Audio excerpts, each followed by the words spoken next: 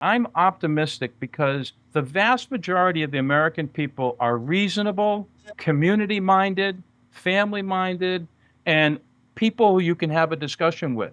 The problem we have is that there's so much money flooding into the system, and the money represents the extremes. And the extremes are buying the political system and corrupting the political system. We need to figure out how to get more Americans involved so that the reasonable people, the vast majority of Americans, whether they're people that you saw in the jury pool or the people that we talk to in the country all the time, who you can actually have very civil conversations about almost anything about with many, hundreds of millions of Americans. I haven't done that personally, but I'm extrapolating.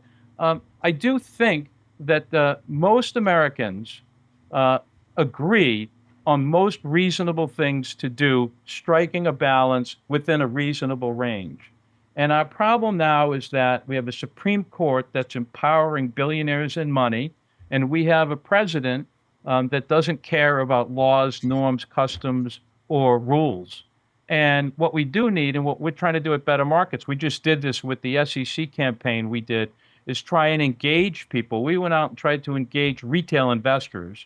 And the result was, Paul, to our shock, we've got 200,000 or more retail investors just commented on a SEC rule. That is a historic high of comments for any rulemaking in SEC history that we're aware of.